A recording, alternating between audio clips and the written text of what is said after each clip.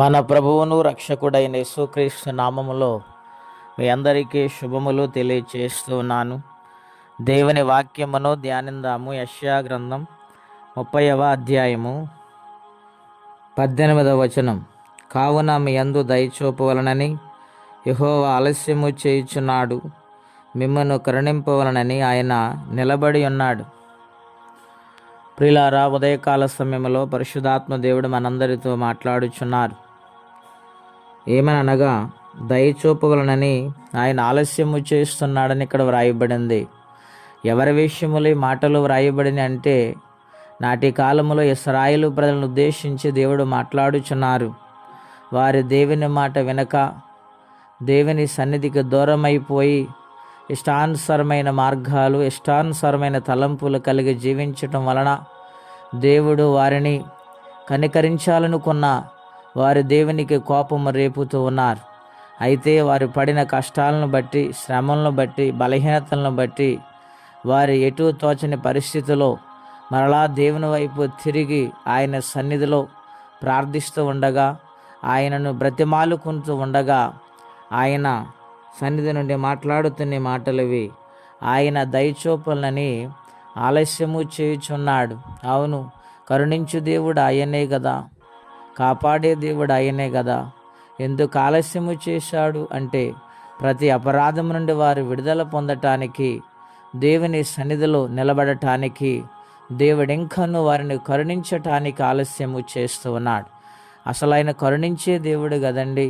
దావీదు కుమారుడా, నన్ను కరుణించు నాయనని గ్రుడ్డివాడి కేకలు వేస్తుంటే ఆయన దారి మార్గములు ఆగిపోలేదండి.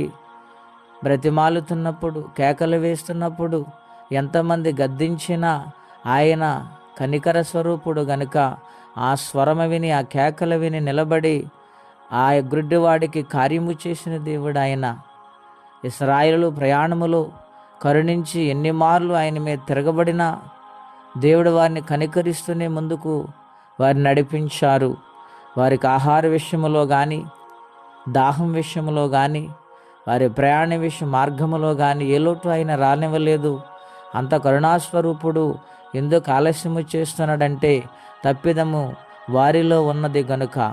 ఈ యొక్క దినాన్ని దేవుడు మనతో మాట్లాడుచున్న ప్రత్యేక మాట ఏమనగా, మనలను కూడా కరుణించుటకు, మనలను కాపాడుటకు, మనందు దయచూపటానికి ఆయన ఆలస్యం చేయటానికి కారణం ఇంకేదైనా లోటు మనలో ఉందేమో మనము సరి చేసుకుంటే నిశ్చయముగా మన పక్షాన్ని నిలబడి ఆయన ఆరోగ్యమునిస్తారు, ఆయన రక్షణ కార్యము జరిగిస్తారు, ఆర్థిక సమస్యను విడుదలిస్తారు, ఆయన సన్నిధిలో ఎల్లప్పుడూ కూడా దీవెన దయచేస్తారు.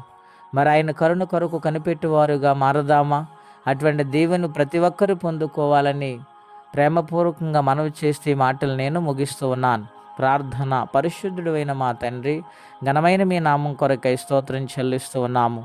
నీ మహాకృప దయను బట్టి ఉదయకాల సమయంలో మమ్మలను కరుణించాలని, నాయన మా అపరాధములు క్షమించి మా యందు దయచూపాలని మీరు నాయన ఎదురు చూస్తున్నారు.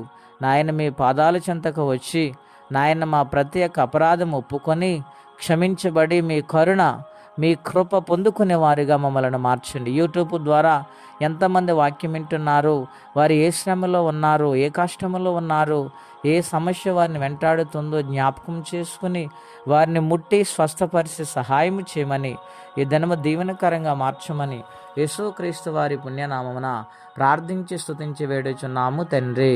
ఆమెన్. దేవుడు దీవించును గాక. ఆమెన్.